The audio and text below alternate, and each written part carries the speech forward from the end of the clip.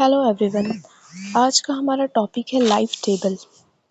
देखिए, life table basically होता क्या है कि कोई एक साइंटिस्ट है, ठीक, कोई साइंटिस्ट है, रिसर्चर है, वो एक पॉपुलेशन को क्या करेगा, ऑब्जर्व करेगा और उस पॉपुलेशन में होने वाली जितनी भी घटनाएं हैं, मतलब उस पॉपुलेशन का mortality rate, natality, survival rate, fertility rate, reproductive rate, जो ये सारी चीज़ें हैं ना एक पॉपुलेशन का, उन सारी चीज़ों को ऑब्जर्व करेगा, ठीक।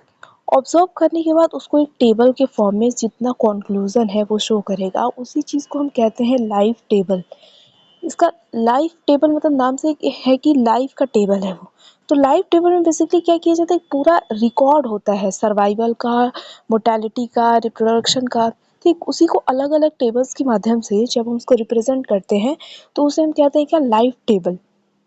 लाइफ टेबल किसी एक पॉपुलेशन के अंदर होने वाली बहुत सारी चीज़ों को बताता है, जैसे पॉपुलेशन की मोर्टेलिटी बताएगा, फ्यूचर ग्रोथ है होगी या डिक्लाइन होगा, इस बात का भी प्रिडिक्शन मिलता है लाइफ टेबल से। फिर कोई इंडेंगर्ड स्पीशीज़ है जो एक्सटिंक्शन की कगार पे है, उसको बचाने के लिए कंजर्वेशन किस तरीके से किया जा सकता है, उस लाइफ टेबल को देखकर ये सारी बातों का भी पता लगाया जा सकता है लाइफ टेबल से। क्योंकि लाइफ टेबल में पूरा क्या होता है, पूरा एक पॉपुलेशन का ऑब्जर्वेशन होता है हर एट्रीब्यूट का, मोर्टेलिटी का भी, नेटेलिटी का भी, फर्टिलिटी का भी, ये सारी चीज़ों को। तो लाइफ टेबल्स का एप्लीकेशन भी बहुत ज़्यादा होता है, ठीक। कोई भी पॉपुलेशन है, अगर हम पर्टिकुलरली ह्यूमन पॉपुलेशन की बात करें तो वो पॉपुलेशन ग्रोथ होगा या डिक्लाइन होगा, इस बात का पता, जैसे मतलब देखिए किस चीज़ों पे डिपेंड करता है ये, कि कोई ह्यूमन पॉपुलेशन है, ठीक है, तो एक कंट्री है उसकी पॉपुलेशन बढ़ेगी या घटेगी, ये तो इस बात पे डिपेंड करेगी कि जितने पीपल हैं वो कितना रिप्रोड्यूस कर रहे हैं, ठीक। जितने नया बर्थ होगा तो इसका मतलब है कि पॉपुलेशन बढ़ेगी। तो पहला तो इस बात पे डिपेंड करेगा कि जो भी पर्सन है, जितने भी पर्सन है, वो कितना रिप्रोड्यूस कर रहे हैं, कितने बच्चे हैं उनके, ठीक। और इसके अलावा इस बात पे भी डिपेंड करता है किसी पॉपुलेशन की ग्रोथ या डिक्लाइन, कि किस एज में, किस पर्टिकुलर एज में जो पेरेंट है वो क्या कर रहे हैं, रिप्रोड्यूस कर रहे हैं, ठीक। तो यही सारी बातें इस पेज पे लिखी हुई हैं। जो लाइफ टेबल का जो डेफिनेशन है या पॉइंट है, तो यहाँ पे है, देखिए कि a life table is a record of survival and reproductive rates in a population broken out by age, size और development stages। तो इतना पॉइंट में देखिए क्या लिखा गया है यहाँ तक, कि लाइफ टेबल क्या है, एक रिकॉर्ड है किस चीज़ का, सर्वाइवल का और रिप्रोडक्टिव रेट्स का किसी भी पॉपुलेशन में। और ब्रोकन आउट बाय एजेस मतलब क्या, अलग अलग एजेस पे अलग अलग पॉपुलेशन साइज, अलग अलग डेवलपमेंट स्टेजेस। मतलब अगर हम किसी और स्पीशीज़ की बात करें तो आप पर्टिकुलरली अगर एग की एज पर ही उसको ऑब्जर्व कर रहे हैं, या फिर हैचिंग के टाइम पर ऑब्जर्व किया जा रहा है उसे, ज्यूनाइल फेज में भी ऑब्जर्व किया जा सकता है, एडल्ट फेज में भी ऑब्जर्व किया जा सकता है, ठीक है। तो लाइफ टेबल क्या है, एक कह सकते हैं कि पूरा रिकॉर्ड है एक सर्वाइवल का और रिप्रोडक्टिव रेट का किसी भी पॉपुलेशन में, ठीक। ये तो हुआ लाइफ टेबल का डेफिनेशन। नेक्स्ट पॉइंट यही लिखा है कि लाइफ टेबल्स का एप्लीकेशन कहाँ कहाँ है, तो life tables are useful in understanding patterns and causes of mortality. पहली बात तो मोर्टेलिटी का पैटर्न पता लगाने में भी, और कॉजेस की, मोर्टेलिटी के क्या क्या कॉजेस हैं इस बात का पता लगाने में भी लाइफ टेबल्स यूजफुल होते हैं। प्रिडिक्टिंग द फ्यूचर ग्रोथ और डिक्लाइन ऑफ पॉपुलेशन, जो पॉपुलेशन है अभी वो फ्यूचर में वो ग्रोथ करेगी या डिक्लाइन करेगी, इस बात का भी पता लगाया जाता है लाइफ टेबल से। And managing population of endangered species, जो स्पीशीज एंडेंगर्ड है, एक्सटिंक्शन के एकदम एज पे हैं, तो उनको भी मैनेज करने का, कंजर्व करने का जो काम है लाइफ टेबल की मदद से किया जा सकता है। मतलब लाइफ टेबल को ऑब्जर्व करेंगे हम, क्या क्या रीज़न है इस बात का पता लगाएंगे, और फिर क्या होगा, उनको कंजर्व करने के लिए जो भी चीज़ें हैं वो की जाएंगी, ठीक। नेक्स्ट पॉइंट यहाँ पे लिखा है कि predicting the growth and decline of human population is one very important application of life table. अगर हम ह्यूमन पॉपुलेशन की बात करें तो ह्यूमन पॉपुलेशन की ग्रोथ होगी या डिक्लाइन होगी, इस बात का पता लगाने के लिए भी लाइफ टेबल्स बहुत ही इंपॉर्टेंट रोल प्ले करते हैं। Next, whether the population of a country or region increases or decreases depends in part on how many children each person has and the age at which people die। जैसा मैंने बताया कि किसी भी country की या किसी भी रीजन की पॉपुलेशन है वो बढ़ेगी या घटेगी, ये दो बात पे डिपेंड करेगी। एक तो जितने भी पर्सन हैं उनके कितने चिल्ड्रन है, कितना चिल्ड्रन वो रिप्रोड्यूस कर रहे हैं, और फिर किस एज पे पीपल डाई कर रहे हैं कि ठीक, क्योंकि भाई जब तक जिंदा रहेंगे, जब तक रिप्रोडक्टिव एज रहेगा, फेज रहेगा, तभी तो क्या करेगा, रिप्रोडक्शन होगा, नए ऑर्गेनिज्म बनेंगे। ठीक, तो ये पहले। और दूसरा किस बात पे कि पॉपुलेशन ग्रोथ और decline also depends on the age at which they have their children, किस एज पे वो चिल्ड्रन रिप्रोड्यूस कर रहे हैं, इस बात पे भी डिपेंड करती है लाइफ टेबल। तो ये हुई पूरी लाइफ टेबल की बात। अब लाइफ टेबल ना दो तरह का होता है, कोहर्ट लाइफ टेबल और static life table. Cohort life table में क्या होता है कि कोहर्ट लाइफ टेबल में कोई पॉपुलेशन ऑब्जर्व किया जाता है ना, ठीक, तो उसको पूरा बर्थ से लेकर डेथ तक, पूरा बर्थ से लेकर डेथ तक पूरी उस पॉपुलेशन पे ऑब्जर्वेशन किया जाता है, रिसर्च किया जाता है। ठीक, क्यों, देखिए, ऐसे कोहर्ट लाइफ टेबल में ऐसे स्पीशीज, ऐसे पॉपुलेशन को चूज़ किया जाता है जिसका लाइफ स्पैन बहुत ही स्मॉल होता है।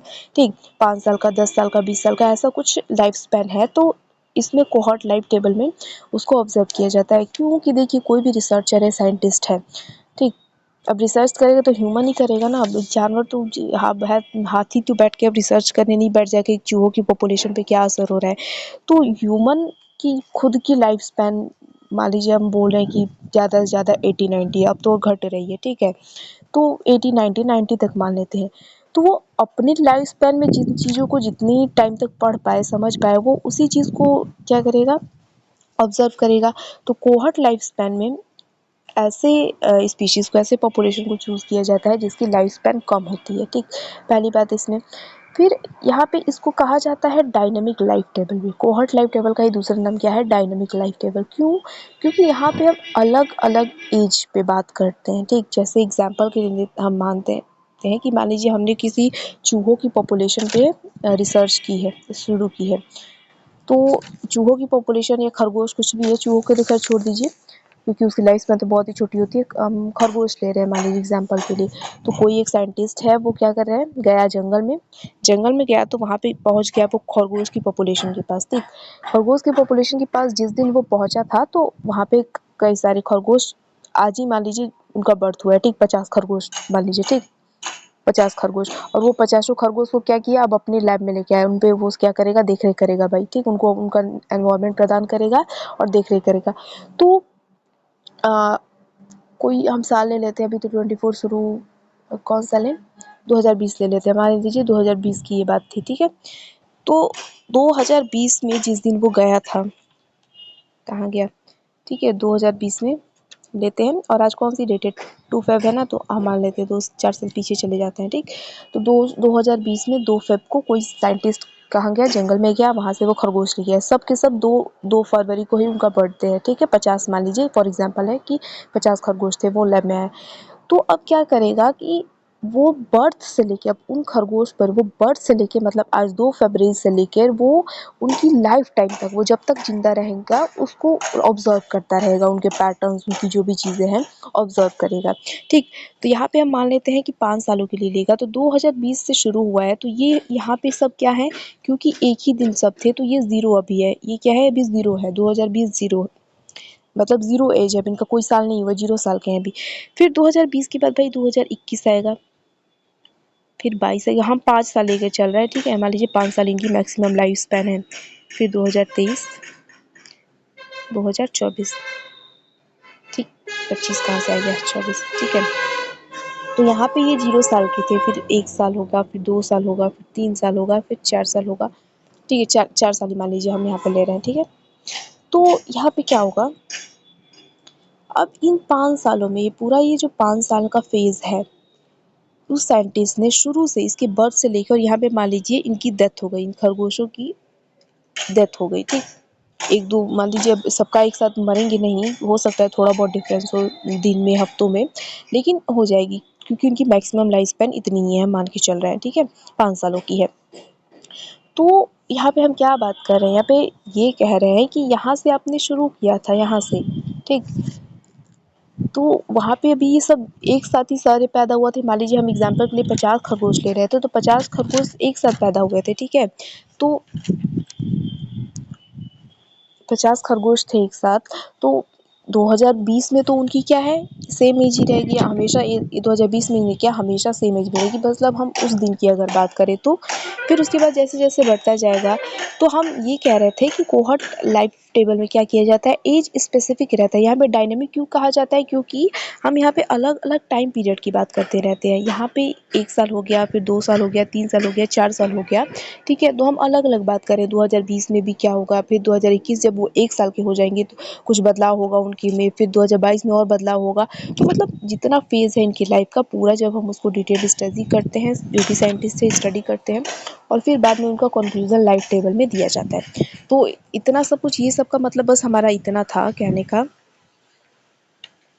इतना था कि यहाँ पे डायनामिक लाइफ टेबल इसको इसलिए कहा जाता है क्योंकि हम अलग-अलग टाइम पीरियड पे उसको क्या कहते हैं, स्टडी करते हैं, ठीक है? 2020 से लेकर 2024 तक, 2025 तक हम पूरा स्टडी करेंगे, ठीक? इसीलिए इसको डायनामिक लाइफ टेबल कहा जाता है, ठीक?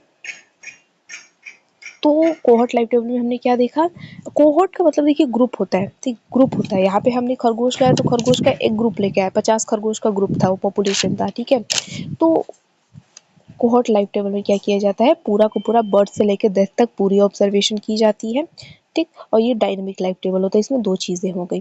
तो इसमें एक बार पढ़ लेते हैं कि cohort life table follows the survival and reproduction of all members of a cohort from birth to death. Cohort life table क्या करता है, किसी भी ऑर्गेनिज्म को उसके बर्थ से फॉलो करता है पूरी डेथ तक, ठीक है? सर्वाइवल और रिप्रोडक्शन जो भी उनका बात है पता लगाया जाता है। कोहॉर्ट का मतलब यहाँ पे बताया गया है कि कोहॉर्ट क्या होता है, एक सेट ऑफ इंडिविजुअल्स होता है बोर्न, हैच्ड और recruited in a population during a defined time interval. ये होता है हमारा क्या, कोहॉर्ट लाइफ टेबल। अब दूसरा जो लाइफ टेबल होता है ना, वो होता है स्टैटिक, स्टैटिक लाइफ टेबल। और स्टैटिक लाइफ टेबल को टाइम स्पेसिफिक टेबल कहा जाता है। क्यों? अब आपको समझ में आएगा कि यहाँ पे हम डायनेमिक क्यों कह रहे थे। स्टैटिक लाइफ टेबल में क्या किया जाता है ना, यहाँ पे सिर्फ किसी स्पेसिफिक, किसी पर्टिकुलर टाइम में लिया जाता है। यहाँ पे मान लीजिए हम 2023 ले लेते हैं, ठीक है? कि 2024 तो अभी 1 महीने उसमें क्या ही दें। 2023 में कोई साइंटिस्ट है या फिर ग्रुप ऑफ सर्टेन जो ये 2023 को उठाएंगे, एक पर्टिकुलर साल को उठाएंगे, और इसके अंदर जो भी पॉपुलेशन उनको स्टडी करना होगा तो उसको स्टडी करेंगे, ठीक? अब देखिए, यहाँ पे हम पूरा एक साल ले रहे हैं और वहाँ पे कोई भी पॉपुलेशन जिसको जिस पे स्टडी करना होगा वो उसको स्टडी करेगा। तो 2023 में तो अलग अलग एज ग्रुप के इंडिविजुअल्स आएंगे, ठीक है? अलग-अलग ग्रुप के इंडिविजुअल्स आएँगे। कोई ह्यूमन्स की टाइम कुछ और ही बात कर लेते हैं। ह्यूमन्स, अच्छा, इस ह्यूमन्स की अगर हम एग्ज़ाम्पल लेते हैं तो ह्यूमन्स में तो हर एज के भाई 1 से लेकर 90 तक कभी हो जाएँगे। तो बस बात समझ रहे हैं कि 2023 कह रही हूँ। स्टैटिक लाइफ टेबल में क्या किया जाता है, एक पर्टिकुलर ये टाइम स्पेसिफिक टेबल होता है। टाइम स्पेसिफिक कहने का मतलब यहाँ पे एक टाइम ले लिया जाता है, इस पर्टिकुलर ईयर में ही हम स्टडी करेंगे। और चूँकि ये टाइम स्पेसिफिक हो जाता है, आप कोई पर्टिकुलर ईयर चूज़ करते हैं, तो यहाँ पे अलग-अलग एज ग्रुप के इंडिविजुअल्स आ जाएँगे। तो ऐसा स्टडी जब किया जाता है तो उसे स्टैटिक लाइफ टेबल में हम पढ़ते हैं। स्टैटिक लाइफ टेबल में क्या होता है कि यहाँ पे लॉन्ग लाइफ स्पैन होती है ऑर्गेनिज्म की, ठीक है? अब देखिए एग्ज़ाम्पल इसका अगर हम बोलें, कछुआ ले लेते हैं, टर्टल ले लेते हैं, ठीक है? क्योंकि उनकी एज नॉर्मली माने तो 300 साल तक भी हो जाती है, 150 ले लेते हैं हम, 150। तो 150 एज वाले जब टर्टल की, टॉर्टोइज़ की जब आप स्टडी करेंगे तो वो तो ह्यूमन लाइफ में पॉसिबल नहीं है, ठीक? क्योंकि ह्यूमन्स की लाइफ उससे कम है, वो पहले ही मर जाएँगे, ह्यूमन्स ही मर जाएँगे, तो उस पे स्टडी कैसे होगी? नहीं हो पाएगी ना, इतने ज़्यादा लॉन्ग स्पैन लाइफ स्पैन वाले ऑर्गेनिज़्म की। तो इनको स्टैटिक लाइफ टेबल में ऐसे ऑर्गेनिज़्म का जिसकी लाइफ स्पैन बहुत ज़्यादा है, इसको रिसर्च करने के लिए, इसको ऑब्ज़र्व करने के लिए क्या किया जाता है, उनकी लाइफ स्टेजेस को बाँट दिया जाता है, ठीक है? मान लीजिए कोई ऑर्गेनिज़्म अगर है, इसी का ले लेते हैं हम एग्ज़ाम्पल कि 150 साल इसकी, कितना डार्क हो गया, 150 साल इसकी लाइफ स्पैन है, तो इसको ऐसे डिवाइड कर दिया जाएगा 10 से 20 साल में, फिर 20 से 30 सालों, 30 से 40, ऐसे ही मतलब 150 साल तक जब तक इसकी डेथ नहीं हो जाती तब तक ऐसा कंटिन्यू कर दिया जाएगा, ठीक है? और उसके बाद इसको टुकड़ों में पढ़ा जाएगा, इस ईयर में क्या-क्या हो रहा है, इस ईयर में क्या-क्या हो रहा है, ठीक है? क्योंकि हम एक बार में पूरा 150 साल तो कोई पढ़ नहीं पाएगा भाई, उससे पहले ही जो ह्यूमन है वो मर जाएगा। तो क्या इनकी लाइफ को अलग-अलग अपने ईज़ के लिए, समझने के लिए क्या करते हैं हम, बाँट देते हैं। तो स्टैटिक लाइफ टेबल में क्या-क्या बात हमें याद रखनी है, क्योंकि कि एक टाइम स्पेसिफिक टेबल है, होता है, ठीक? टाइम स्पेसिफिक क्यों होता है, आई थिंक समझ में आया, क्योंकि हम एक पूरा बस साल ले रहे हैं। और देखिए यही जब कोहॉर्ट लाइफ स्पैन था तो हम यहाँ पे क्या लेते थे, 2022 से लेकर पूरा 2024 2025 तक गिन रहे थे।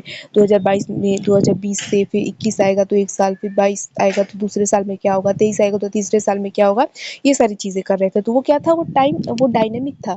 ठीक, 5 सालों का पूरा अंतराल हम देख रहे थे बर्थ से लेकर डेथ तक। लेकिन स्टैटिक लाइफ टेबल में ऐसा कुछ नहीं होता, हम एक पर्टिकुलर उठा लेते हैं, पर्टिकुलर एक टाइम ले लेते हैं, इसीलिए हम इसको टाइम स्पेसिफिक कहते हैं।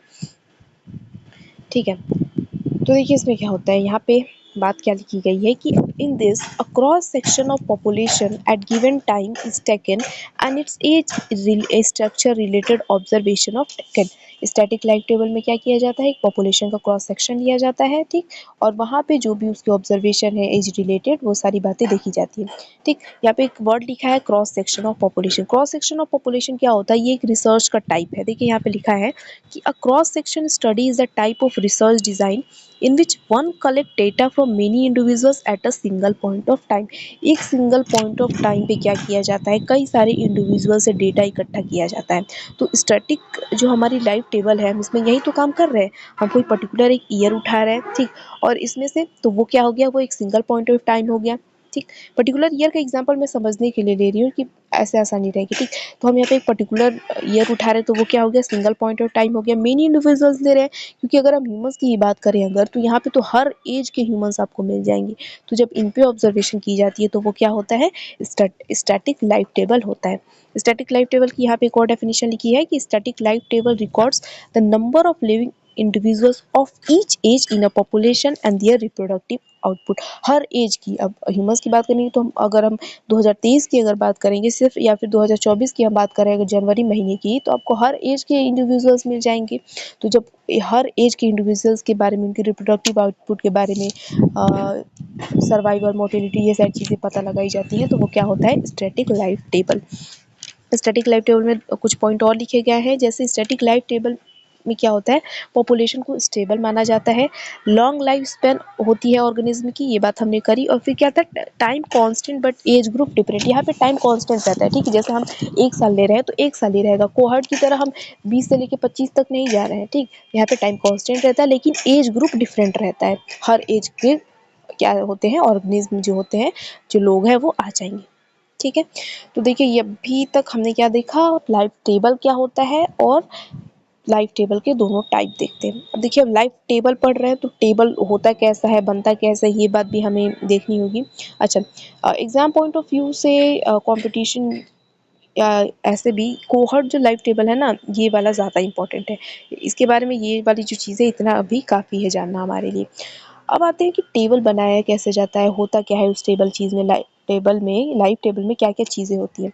तो देखिए, जो लाइफ टेबल होता है हमारा, तो लाइफ टेबल में कुछ टर्म्स हैं, कुछ वेरिएबल्स हैं, उनको हमें देखना है। जैसे यहाँ पे एक सेकंड लिखते हैं, एक सेकंड। लाइफ टेबल में आपको देखने को मिलेगा एक्स, ठीक है, एक्स के बाद आपको देखने को मिलेगा एल एक्स, एल एक्स के बाद आपको मिलेगा डी एक्स, एक सेकेंड, डी एक्स के बाद आपको क्यू एक्स। ऐसे कुछ चीज़ें आपको देखने को मिलेंगी लाइफ टेबल में। तो ये सब क्या होता है, ये चीज़ समझते हैं हम। तो बेसिकली अगर एग्ज़ाम की हम बात करें या ऐसे भी, तो ये चीज़ दी रहती है एग्ज़ाम में। मोस्टली आपको जब फाइंड करना रहता है तो ये सारी चीज़ें फाइंड करनी रहती है, ये सारी बातें आपको फाइंड करनी रहती है। तो देखिए क्या होता है, अभी हम ड्रॉ करेंगे टेबल भी समझेंगे। तो एक्स क्या है ना, एक्स डिनोट करता है, सबसे सिंपल शब्दों में हम कहें तो एज को। ठीक, एज को, ईयर को डिनोट करता है। जैसे अगर हम कोहर्ट की बात करें, कोहर्ट टेबल में कोहर्ट की ही बात करेंगे में हम, तो जैसे हमने एग्जांपल में ही लिया था 2020 से 25 तक, ठीक है, 2020 से 25 तक हमने बात किया, 24 तक, तो 21, 22, 23, 24 ऐसे ले रहे हैं हम। तो एक्स में उस ईयर को लिखा जाएगा। जैसे 2020 अगर हम लेंगे, शुरुआती वहीं पे बर्थ हुआ था, तो ये 0 होगा। ठीक, 0 ईयर, यहाँ पे 1 ईयर, यहाँ पे 2 ईयर, यहाँ पे 3 ईयर। तो एक्स में क्या आता है, बेसिकली हमारा ईयर आता है। ये फर्स्ट कॉलम होता है, एज जो क्लास है उसको रिप्रेजेंट करता है। ये एज क्लास समझ रहे हैं, मतलब 0 से लेके 25 तक कर रहे हैं, तो 0 हमारा 0 से 21, 2020 से 21 1 साल, 21 से 22 2 साल ऐसे। ठीक, तो एक्स में हम क्या कहते हैं, ईयर को रिप्रेजेंट करते हैं। फिर एन एक्स होता है, देखिए मैं भूल गई, एन एक्स होता है। एन एक्स क्या होती है? एन एक्स रिप्रेजेंट करता है कि कितने इंडिविजुअल जिंदा है। ठीक, कितने इंडिविजुअल जिंदा है। मान लीजिए बर्थ हुआ था कितने लोगों का, 500 लोगों का ही मान लीजिए, 500 ऑर्गेनिज्म थे, किसी भी पॉपुलेशन की हम बात करें, 500 खरगोश मान लीजिए, 500 खरगोश का जन्म हुआ था, ठीक है, 2020 में। 2020 से जब आप 21 में पहुंचे तो इसमें से सिर्फ 300 जिंदा रहे। 2022 में आए आप तो 200 जिंदा थे। तो कहने का क्या मतलब है, एनेक्स किस चीज़ को डिनोट करता है? एनेक्स डिनोट करता है कि कितने इंडिविजुअल जिंदा हैं, अब हर पर्टिकुलर एज में, हर पर्टिकुलर ईयर में कितने इंडिविजुअल जिंदा हैं, एनेक्स उसको रिप्रेजेंट करता है। ठीक है, एलेक्स फिर आता है। एलेक्स भी यही पता लगाता है कि कितने इंडिविजुअल सरवाइव कर रहे हैं एक प्रोपोर्शन में, किसके, ओरिजिनल कोहर्ट साइज के। तो एक काम करते हैं, हम टेबल हम बना ही लेते हैं। ठीक, टेबल बना के हम समझेंगे क्या क्या चीज़ें हैं। ठीक, देखिए, तो एक बार रीड कर ले। पैरामीटर्स ऑफ लाइफ टेबल में क्या है, x and n x are the data generally collected on populations. जो किसी भी पॉपुलेशन में कौन सा डेटा कलेक्ट किया जाता है, एक्स को और एन एक्स को कलेक्ट किया जाता है। We then calculate the rest of life table from these data, और उसके बाद हम इन्हीं दो डाटा से पूरा लाइफ टेबल कैलकुलेट करते हैं। ठीक, तो देखिए एक्स किस चीज़ को डिनोट करता है, एक्स जो हमारा है, तो एक्स फर्स्ट कॉलम में आता है, रिप्रेजेंट द एज क्लासेस, ये एज क्लासेस को रिप्रेजेंट करता है। This column could represent days, minute और लाइफ स्टेज। जो एक्स होता है ना, वो क्योंकि हम बात करें स्पेसिफिक एज क्लासेस की, तो या तो ये डे को भी वो कर सकता है, क्योंकि देखिए सबका जो लाइफ स्पैन है वो तो डिफर करता रहता है, किसी का हफ्ते भर का भी लाइफ स्पैन है, किसी का सालों लाइफ स्पैन है। तो यहाँ पे डेज, मिनट और लाइफ स्टेजेस आ सकती हैं, एग्स, जुवेनाइल, एडल्ट फेज, ये सारी चीज़ें आ सकती है। तो एक्स एक्स किसको डिनोट करता है, एज क्लास को डिनोट करता है। नेक्स्ट एनेक्स जो हमारी चीज़ होती है, एनेक्स क्या होती है, the number of individual from the original cohort that are alive at a specified age, age class और लाइफ स्टेज। एनेक्स क्या होता है कि ओरिजिनल जो कोहर्ट था, मतलब अगर ओरिजिनल 500 लोग बच्चे थे, बर्थ हुआ था उनका, 500 बच्चों का बर्थ हुआ था, तो अब हर स्पेसिफिक एज पर कितने बच्चे जिंदा हैं, ठीक, वो किसको डिनोट करता है, करते हैं हम एनेक्स से डिनोट करते हैं। नेक्स्ट एलेक्स आता है। एलेक्स क्या होता है, the number of individuals surviving to any life stage as a proportion of the original cohort size. कितने इंडिविजुअल्स सर्वाइव कर रहे हैं as a proportion of original cohort size, इसको हम एलेक्स से डिनोट करते हैं। एलेक्स रिप्रेजेंट क्या करता है, probability of birth surviving to any given life stage. किसी भी लाइफ स्टेज में कितना बर्थ जो हुआ था वो सर्वाइव कर रहा है, उसको एलेक्स से रिप्रेजेंट करते हैं। और एलेक्स का फॉर्मूला ये होता है, एनेक्स अपॉन एनोन। टेबल बनाने के लिए ये फॉर्मूला याद रहना चाहिए, ठीक है। तो एलेक्स का फॉर्मूला क्या है, n x upon n not.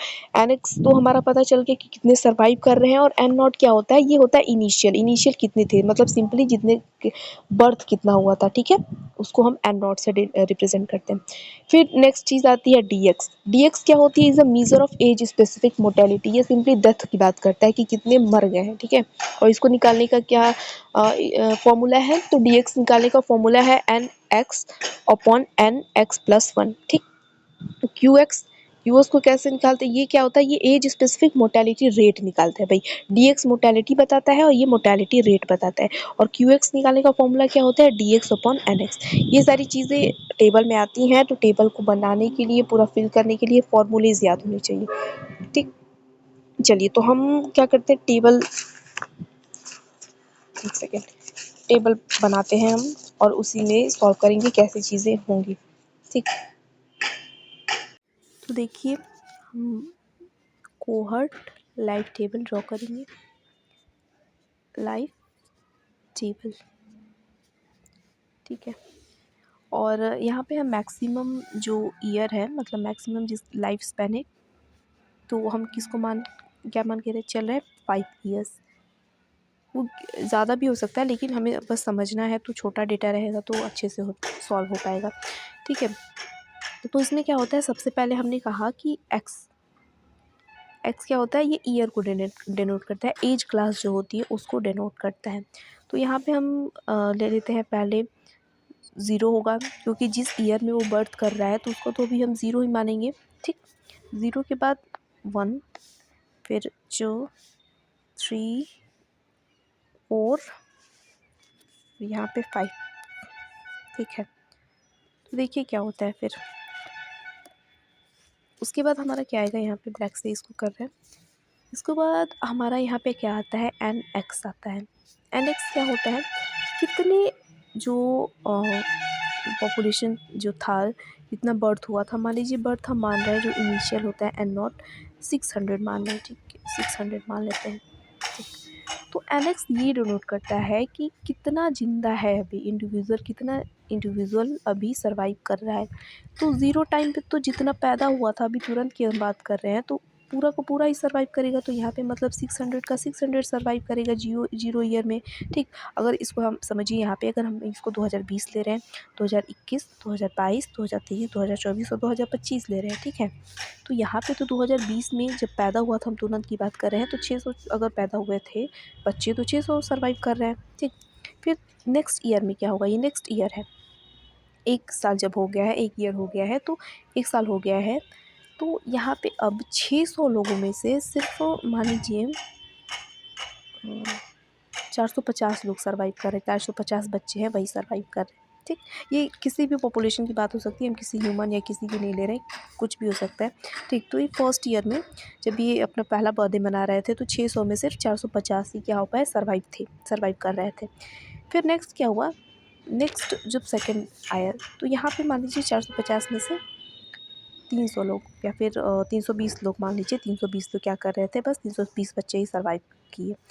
फिर तीसरे साल में क्या हुआ, तीसरे साल में क्या हुआ कि 320 में से 240 लोग हैं वो सर्वाइव कर रहे हैं।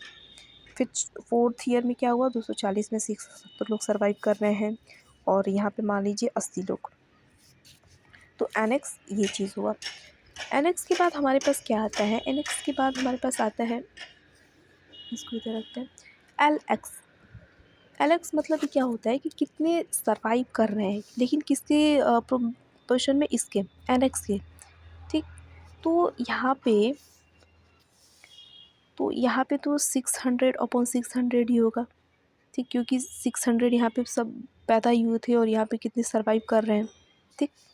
तो यहाँ पे LX हमारी कितनी आ जाएगी, 1 आ जाएगी, ठीक। LX की वैल्यू जो है 1 आ जाएगी। फिर नेक्स्ट क्या होता है, नेक्स्ट हमारी यहाँ पे आती है फर्स्ट ईयर की, अगर हम बात करें तो यहाँ पे आएगी हमारी LX की फॉर्मूला, याद है ना आपको, एक सेकेंड, याद तो क्या, मतलब मैं लिख देती हूँ। LX का फॉर्मूला होता है, LX का फॉर्मूला NX/N0, ठीक है। ओरिजिनल जितना था उसके कंपेयर में ये अभी कितना सर्वाइव कर रहा है हर ईयर में, हर स्पेसिफिक ईयर में, ठीक है। तो फर्स्ट ईयर में 450 बच्चे सर्वाइव कर रहे हैं, और ओरिजिनल हमारे पास कितना था, ओरिजिनल हमारे पास था 600, तो ये आएगा हमारा कितना, 0.75 आएगा ये, ठीक है। मैं कैलकुलेटर लेके बैठी हूँ भाई, आप लोग देख लीजिएगा। वैसे भी मेरी मैथ्स इतनी ज़्यादा अच्छी नहीं है, और सॉल्व ऐसा हो जाएगा, लेकिन अब मैं कैलकुलेटर एग्जैक्ट आंसर के लिए, ठीक। यहाँ पे देखिए फिर सेकेंड ईयर में क्या होगा कि 320 बच्चे सर्वाइव कर रहे हैं, और ओरिजिनल हमारा कितना है, 600 है। फॉर्मूला या टेबल बनाने के लिए, सॉल्व करने के लिए फॉर्मूला याद रहना चाहिए, ठीक है। तो इसको हम करेंगे तो आएगा हमारे पास 0.54। फिर तीसरे ईयर में क्या होगा कि 240 बच्चे सर्वाइव कर रहे हैं, और ओरिजिनल कितना था, 600 था। ओरिजिनल मतलब एकदम शुरुआत में इनिशियल में कितने थे, 600, तो 600 थे, तो यहाँ पे कितना आएगा हमारा, 0.4 आएगा। नेक्स्ट हमारा क्या होता है, फोर्थ ईयर में 170 सर्वाइव कर रहे हैं, और इनिशियल पैदा हुए थे भाई 600, तो यहाँ पे आंसर क्या आएगा, 0.28 आएगा। और यहाँ पे क्या होगा, फिफ्थ ईयर में 80 सर्वाइव कर रहे हैं, और क्या था हमारा, 600 थे, तो ये आंसर आएगा हमारे पास 0.13। तो देखिए हमें मान लीजिए ये चीज़ डेटा बताई जाती है कि एक्स हमारे किसको डिनोट करता है, ईयर को, ठीक, एज क्लास को डिनोट करता है। यहाँ पे फर्स्ट ईयर तो 1 साल का, फिर 2 साल का, 3 साल का, 4 साल का, 5 साल का। इसका मैक्सिमम लाइफ स्पेन क्या है, 5 ईयर है, जो भी हमने स्पीशीज़ लिए, मान लीजिए स्पीशीज़ ए ले लिए, कुछ भी ले लिए, ठीक। तो फिर NX होती है एक चीज़, NX क्या होती है, कितने इंडिविजुअल सर्वाइव कर रहे हैं हर एज स्पेसिफिक में, हर स्पेसिफिक ईयर में। तो यहाँ पे क्योंकि जब शुरुआती दौर था तो वहाँ पे बर्थ जितना हुआ था वो तुरंत, अगर हम बात करें तो 600 अगर बर्थ हुआ था तो 600 सर्वाइव करते हैं। फिर फर्स्ट ईयर में क्या हुआ कि बस 450 सर्वाइव कर रहे हैं, सेकंड ईयर में 320 सर्वाइव कर रहे हैं, थर्ड ईयर में 240 सर्वाइव कर रहे हैं, फोर्थ ईयर में 170 सर्वाइव कर रही। तो फिर नेक्स्ट चीज़ हमारी आती है LX। LX क्या होती है? LX का फॉर्मूला होता है NX/N0। LX बात करती है कितने सर्वाइव कर रहे हैं इन प्रोपोर्शन टू ओरिजिनल कितना था। तो अगर इसकी हम बात करेंगे तो हमने ऐसे करके ये निकाल लिया। अब नेक्स्ट जो हमारी चीज़ होती है वो होती है DX। यहाँ पे हम क्या करें, नेक्स्ट चीज़ क्या होती है हमारी DX। DX क्या होती है? DX होती है, यहाँ पे हमारी क्यूएस DX मोर्टेलिटी बताती है, डेथ बताती है सिंपली, मतलब कितने लोग, कितने बच्चे जो थे वो डेथ कर गए, मर गए। ठीक। QX क्या बताती है? डेथ रेट बताती है। तो DX निकालने के फॉर्मूला जो होता है वो क्या होता है? NX/NX+1। तो देखिए NX+1 यहाँ पे ईयर को डिनोट कर रहा है। अगर हम यहाँ पे वो लेते हैं कि हमने 2020 से शुरू किया था तो +1 ये डिनोट करेगा कि 2021 की हम बात करेंगे। फिर 2021 वाले पे आ जाएंगे तो किसको डिनोट करेगा? 2020 को डिनोट करेगा। ठीक। तो देखिए ये वाला पेज तो मेरा भर गया, ऐसे ही लिखना पड़ेगा। तो देखिए NX और NX हमारा क्या था? NX था हमारा 600 ज़ीरो ईयर वाले के लिए। ज़ीरो ईयर के लिए हमारा NX 600 था और NX+1 कितना था? NX+1 450। मतलब नेक्स्ट ईयर बस कितने सर्वाइव कर रहे थे? 450। तो हमारा ये आंसर आएगा कितना? 150। ठीक, एक मिनट मैं यहाँ पे दिखाऊँ, देखिए NX माइनस NX+1 कर रहे हैं तो NX हमारा जीरो ईयर वाले के लिए 600 था और NX+1 मतलब ये 1 इसको डिनोट कर रहा है, NX+1 नेक्स्ट ईयर को डिनोट कर रहा है। तो 450 ही लोग बस जिंदा बच गए थे। तो इन दोनों को माइनस कर देंगे तो हमारा 150 आएगा। ठीक है, ये हो गई। अब नेक्स्ट क्या है? नेक्स्ट हमारा NX है हमारा 450। नेक्स्ट ईयर जो था हमारा फर्स्ट ईयर के लिए 450 बस सर्वाइव कर रहे थे। ठीक। 450 के बाद यहाँ पे 320 जो है वो क्या कर रहे हैं? बस सर्वाइव कर पा रहे थे NX+1 में नेक्स्ट ईयर उसके बाद में। तो इसका आएगा हमारा 130। ठीक। फिर यहाँ पे जीरो ईयर के लिए ही था, यहाँ पे फर्स्ट ईयर, यहाँ पे सेकेंड ईयर, यहाँ पे थर्ड ईयर, यहाँ पे फोर्थ ईयर और यहाँ पे फिफ्थ ईयर हो गया। ठीक। सेकेंड ईयर में NX की जो हमारी वैल्यू थी वो 320 थी। ठीक। और 320 में नेक्स्ट माइनस NX+1 वाले ईयर में 240 ही सर्वाइव कर रहे थे। तो यहाँ पे जो हमारा आंसर आएगा वो 80 आएगा। फिर थर्ड ईयर में क्या हुआ था कि 240 सर्वाइव कर रहे थे और NX+1 में 170 सर्वाइव कर रहे थे। तो यहाँ पे 70 आएगा। और यहाँ पे फोर्थ ईयर में क्या हुआ था कि 170 सर्वाइव कर रहे थे और 80 जो फिफ्थ ईयर में थे NX+1, क्योंकि NX+1 है वो नेक्स्ट ईयर को डिनोट कर रहा है। तो यहाँ पे हमारे यहाँ होगा कि 90 सर्वाइव कर रहे थे। फिर फिफ्थ ईयर में क्या हुआ? ठीक। फिफ्थ ईयर में हमारे पास 80 सर्वाइव कर रहे थे। देखिए एक सेकेंड, यहाँ पे 80 सर्वाइव कर रहे थे। ठीक। तो देखिए यहाँ पे क्या होगा कि यहाँ पे 80 के 80 रहेंगे, क्योंकि यहाँ के बाद तो इनका मैक्सिमम लाइफ स्पेन 5 साल का है, तो अब तो ये मर जाएंगे। तो इसके बाद हम यहाँ से किसी को माइनस नहीं करेंगे तो यहाँ पे 80 होगा। तो हमारी DX की वैल्यू क्या आई है? जीरो ईयर के लिए 150 आई है, मतलब उस ईयर के बाद 150 डेथ हुई है। फिर फर्स्ट ईयर के लिए 130, फिर 80, फिर 70, फिर 90, फिर 80 हमारी जो थी वो। अब नेक्स्ट क्या होती है? QX आता है। QX हमारा क्या होता है? QX होता है कि मोर्टेलिटी रेट क्या है। QX का फॉर्मूला क्या होता है? DX/NX होता है QX का फॉर्मूला। तो इसको निकालने के लिए DX की वैल्यू हमारी आ गई है 150 और NX यहाँ पे हमारा क्या होगा? 600 होगा। तो इसकी निकालेंगे तो 0.25 आएगा। फिर यहाँ पे क्या होती है? 130 है हमारा और हमारा NX क्या है? 450 है। तो इसका क्या आता है? 0.29 आता है वैल्यू। नेक्स्ट क्या होती है? 80 होती है। 80 है हमारी यहाँ पे DX की वैल्यू और NX की वैल्यू क्या है? NX की वैल्यू है 320। ठीक 320, तो यहाँ पे हमारी क्या आएगा आंसर 0.25। यहाँ पे dx की वैल्यू 70 है और यहाँ पे 240 है हमारी। mx फिर 90 फिर 170 0.52 और यहाँ पे 80 होगी हमारी और nx की वैल्यू 80 ही है, तो यहाँ पे 1। तो देखिए ऐसे करके हमने जितने भी हमारे पैरामीटर्स हैं वो फाइंड कर लिए,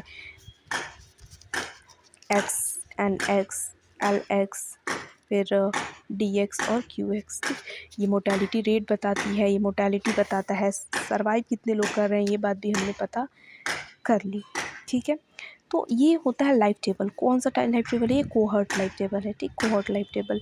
तो देखिए अगर आपको वैल्यू फार्मूला अगर याद है, क्योंकि बिना फार्मूला याद किए तो ये बनेगा नहीं, ये जो भी टेबल है, तो आप बना सकते हैं टेबल। ठीक है, ये आप बना सकते हैं। ठीक, तो जैसे जैसे हमने किया, एक बार अगर आपको क्लियर ना हो तो देख लीजिएगा।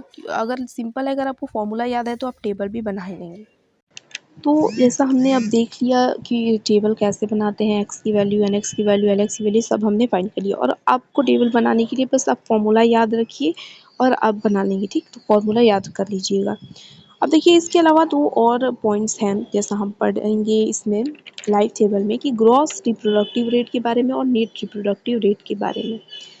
ग्रॉस रिप्रोडक्टिव रेट एक्चुअली क्या होते हैं, और यहाँ पे ना हम किसको कंसीडर करते हैं, सबसे इम्पोर्टेंट पॉइंट, फीमेल्स को कंसीडर करते हैं बस। देखिए क्योंकि रिप्रोडक्शन का जो काम है वो तो फीमेल ही करेगी। फीमेल लिमिटिंग फैक्टर पे काम करती है। क्यों? क्योंकि देखिए मेल्स का जो स्पर्म होता है वो तो मिलियंस ऑफ नंबर में बनता रहता है। ठीक, और ये इजैकुलेशन के टाइम भी मिलियंस ऑफ स्पर्म वहाँ पे जाते हैं, लेकिन जो फीमेल है सिर्फ एक ही ओवर रिलीज करती है। ठीक है, इसलिए और जो चीज़ कम लिमिटिंग फैक्टर होती है वो इफेक्ट करती है ज़्यादा। ये चीज़ हमने लिमिटिंग फैक्टर वाले वीडियो में पढ़ा है। तो इसलिए ग्रॉस रिप्रोडक्टिव रेट में और नेट रिप्रोडक्टिव रेट में हम क्या, फीमेल्स को कंसीडर किया जाता है। ठीक है, तो ग्रॉस रिप्रोडक्टिव रेट एक्चुअली होता क्या है ना, कि ये देखिए जैसे यहाँ पे लिखा है, as the average number of daughters to a women in a child bearing period. जो भी एक वुमेन है, ठीक, वो अपने चाइल्ड बियरिंग पीरियड में, मतलब जब वो रिप्रोड्यूस कर सकती है, उसमें उसका एवरेज नंबर ऑफ डॉटर्स वो कितने रिप्रोड्यूस करेगी। ठीक, एवरेज नंबर ऑफ डॉटर्स एक वुमेन अपने चाइल्ड बियरिंग फेज में, मतलब जब वो रिप्रोडक्शन कर सकती है उस फेज में, कितना फीमेल्स वो रिप्रोड्यूस करेगी, कितने डॉटर्स वो रिप्रोड्यूस करेगी, उसी चीज़ को हम क्या कहते हैं, ग्रॉस रिप्रोडक्टिव रेट। यहाँ पे रिप्रोडक्टिव रेट कर दीजिएगा, रिप्रोडक्शन रेट। ठीक है, रिप्रोडक्शन रेट, ठीक, सॉरी। तो ग्रॉस रिप्रोडक्शन क्या होता है, ये एवरेज नंबर ऑफ डॉटर्स होता है अ वुमेन कैन रिप्रोड्यूस। ठीक, तो इसको हम क्या कहते हैं, ग्रॉस रिप्रोडक्टिव रेट कहते हैं। ये होता है एमएक्स, एमएक्स से डिनोट कर रहे हैं हम इसको। ठीक है, क्या होता है ये भी देखिए। यहाँ पे जो हमारा जो है, देखिए जैसे यहाँ पे लिया गया है टेबल, ये दूसरे टेबल का है तो आप उसको कंसीडर मत कीजिएगा, बस समझने के लिए हमने यहाँ पे लिया है। जैसा अभी हमने वो अपना टेबल जो बनाया था ना 600 वाला, वो नहीं है, ये दूसरी टेबल का example. But gross reproduction rate को समझ सकते हैं आप यहाँ से भी। इसमें होता क्या है ना, कि देखिए यहाँ पे एज दिया जाता है कि 0 से शुरू होकर 1 2 3 4 5 यहाँ तक होता है। ठीक है, मैक्सिमम लाइफ स्पैन 5 साल की है। तो एमएक्स क्या होता है ना, कि क्या है एमएक्स, एमएक्स जो हमारी ग्रॉस रिप्रोडक्टिव रेट है, क्या है कि एक फीमेल है जो अपने रिप्रोडक्टिव फेज में कितने नंबर ऑफ डॉटर्स रिप्रोड्यूस कर सकती है, एवरेज। ठीक, उसको हम कह रहे हैं। तो ये चीज़ ना हर स्पीशीज़ के लिए अलग अलग होता है, और इसीलिए हम इसको मान नहीं सकते, आप अपने से एज्यूम नहीं कर सकते। तो अगर एग्ज़ाम हो या कहीं भी हो, तो ये चीज़, ये जो डेटा है ना, ये दिया रहता है। ठीक है, ये डेटा दिया रहता है, तो हमें इसको फाइंड नहीं करना है। ठीक, तो यहाँ पे किसी जो है पॉपुलेशन का तो वहाँ पे दिया गया है, तो ज़ीरो जो है, तो ज़ीरो में मान लीजिए अभी उसका बर्थ ही हुआ है उस स्पीशीज़ का, तो खुद पैदा होते तो पैदा नहीं करने लगेगी कोई भी स्पीशीज़ है। तो यहाँ पे ज़ीरो वाले एज में वो ज़ीरो होता है यहाँ पे। फिर मान लीजिए 1 साल बाद हो सकता है कि वो जो स्पीशीज़ है वो बहुत, उसका रिप्रोडक्शन जो रेट है वो ज़्यादा है, तो 1 साल में उसने क्या किया, 2 बर्थ किए, फिर दूसरे साल में 3 बर्थ किए उसने, तीसरे साल में 3 किए, चौथे साल में 2 किए, और 5वें साल में, क्योंकि उसकी मैक्सिमम लाइफ स्पैन थी तो वो बूढ़ी हो गई थी, उसका रिप्रोडक्शन की जो कैपेबिलिटी वो ख़त्म हो गई थी, और वो खुद भी ख़त्म हो गई थी, मतलब उसकी डेथ हो गई थी। ठीक है, तो ये चीज़ जो दिया था, ये वाला जो डेटा है वो फिर क्या होता है, वो दिया रहता है एग्ज़ाम में, हमें कुछ फाइंड करने की ज़रूरत नहीं है इसमें। तो सिंपली हमें ये क्या करना है, हमें इसका ये ई मैक्स निकाल देंगे, हम सिग्मा ई मैक्स निकाल देंगे, mx, ठीक है। तो इसको हम प्लस करेंगे तो 2 3 5 5 5 10, तो हमारी यहाँ पे ग्रॉस जो रिप्रोडक्शन रेट है वो आ जाएगी, ठीक। तो ये चीज़ हो गया। तो इसमें हमें क्या बेसिकली पढ़ना है कि ग्रॉस समझना है कि ग्रॉस रिप्रोडक्शन रेट होता क्या है, कि एवरेज एक फीमेल कितना फीमेल प्रोड्यूस कर सकती है, उसको हम ग्रॉस रिप्रोडक्टिव रेट कहते हैं। और फाइंड करने के लिए हमें डेटा दिया रहेगा, हम जस्ट सिंपली उसको सम कर सकते हैं, ठीक। अब नेक्स्ट चीज़ क्या है, नेट रिप्रोडक्शन रेट क्या है। नेट रिप्रोडक्शन रेट है कि एक फीमेल है, ठीक, फीमेल है तो वो रिप्रोड्यूस करेगी, तो वो हर नेट रिप्रोडक्शन रेट क्या होता है कि हर स्पेसिफिक एज ग्रुप में कितनी फीमेल्स कितना फीमेल रिप्रोड्यूस करें, मतलब फीमेल जो है हर स्पेसिफिक एज ग्रुप में, ठीक, एज क्लास में जो फीमेल्स हैं वो कितना डॉटर्स क्या करेंगी, रिप्रोड्यूस करेंगी, ठीक।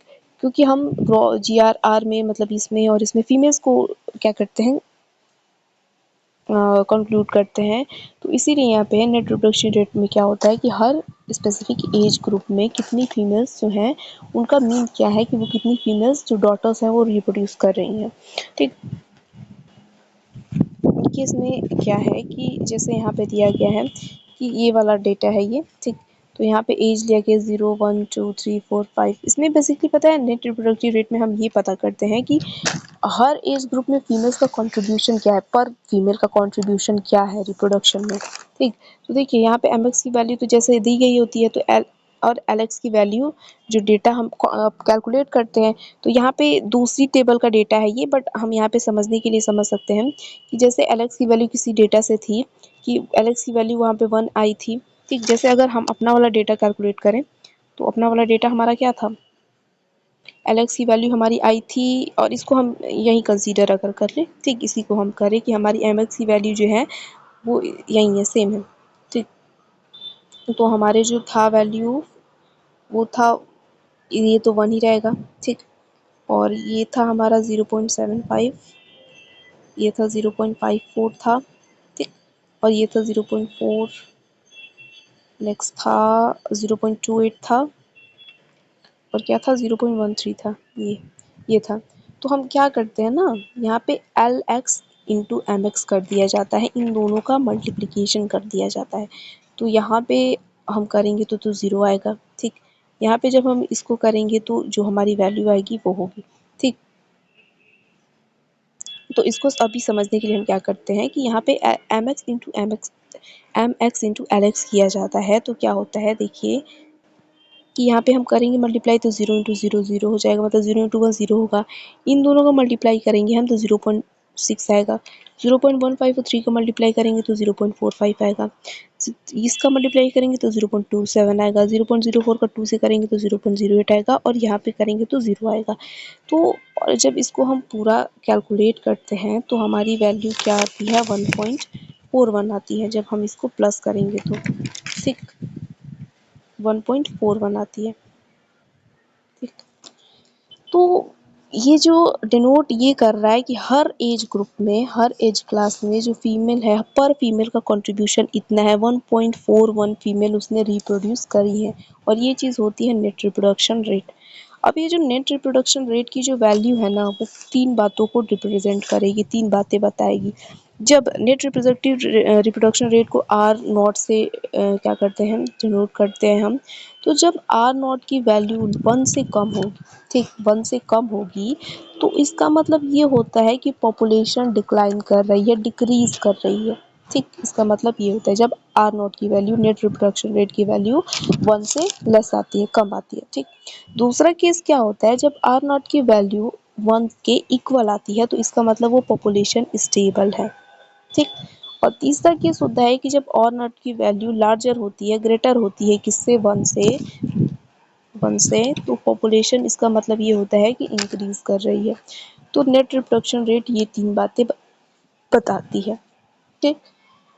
तो देखिए ये हुआ आज का हमारा जो टॉपिक था, लाइफ टेबल से रिलेटेड जितने भी पॉइंट थे हमने डिस्कस किए, टेबल बनाना देखा। और टेबल बनाने के लिए आप फॉर्मूला याद कर लीजिए, टेबल आप बना लेंगे, ठीक है। Thank you.